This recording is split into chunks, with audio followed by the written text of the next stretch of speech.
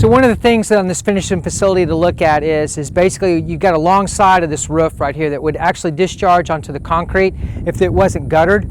So what we've done is on this facility and another facility where we've done pasture to plate is we've actually got the facilities guttered, okay, and we're capturing that water so it's not pushing that manure out.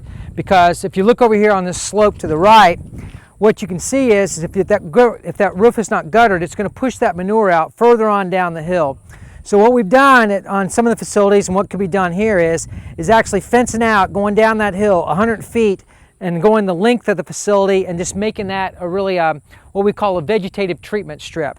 And at Eden Shale, what we've done is on that slope, this one's probably about 15%, Eden Shale's 20%, we've actually ripped the slope along the contour to create this rill essentially, or this heaving up of the soil. And the idea is we seeded that with fescue. And so the way it's going to work is it works as a vegetative terrace. So when the water's coming down, it'll actually hit that high spot. It'll go down to the next one, go down to the next one. So you're slowing down that infiltration because on a 20% slope, when it rains, you don't get any infiltration. The soil test fertility of this area shows that it's got a high amount of phosphorus on the upper side of the slope, and it depletes as it goes down. So what that is that's just the solids and the manure being deposited, but the nitrogen's soluble in water, so it's continuing to go on that down the hill. So the process of ripping it actually creates some soil structure to allow that water to infiltrate and go further on down in the soil profile. That's going to give you a deeper root development, which is going to give you a taller vegetation, which all can be taken advantage of by letting the animals graze it. So at Eden Shale, we've got a creep feeding area on there to let the calves go in and graze it, and if they can't manage it, then we can open it up and let the cows flash graze it. Again, on this barn with the long side of the roof, at Eden Shale, we've actually taken that roof water, we've actually shifted it to the other side of the barn, and we're actually harvesting that water and putting it in tanks and cisterns, and then we're using that water to actually feed or supply water to waters in the adjacent pastures.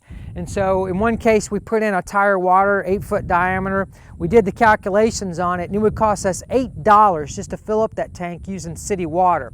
But if we're using roof water, it's essentially free water aside from the little plumbing that we need to do. So that allows producers to divert the water, not have it hit the concrete, but then take that water and utilize it for watering their livestock. And there's no reason why that water couldn't be used to water the entire barn. And again, save that producer some money, and you're just harvesting water. And then the filter strip, again, it works good.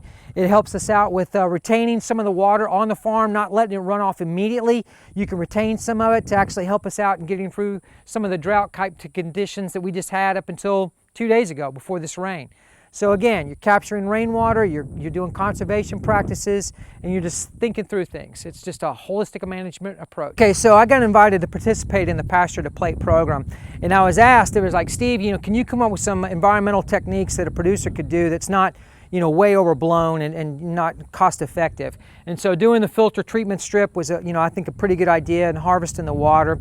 And I think that has a lot of applications to these producers that will be participating in the Pasture to Plate program. I think what we're running into now is you've got just like, locally grown foods. This Pasture to Plate thing also plays a key role in there, is providing, freezer beef for producers. I think also eventually what we're going to end up doing is there's going to be some sort of certification program for these producers to demonstrate or prove that they're actually doing conservation practices on their property that the consumer would actually appreciate and actually pay more for that meat, knowing that that producer is doing a good job with conservation. So I think some of the practices that we talked about as part of this program, as far as nutrient management, managing that manure, because we're getting with a high concentration diet that we're feeding here, we're actually getting a high nutrient content in that manure, and it's got a value on it. We calculated just from this 10 animal unit here that we're doing for, say, 180 days, we're looking at $2,000 in fertility value of this manure, not to mention the organic matter content that's in there. So I think it plays a huge role with producers wanting to do locally grown and also proving that they're doing good conservation on the farm.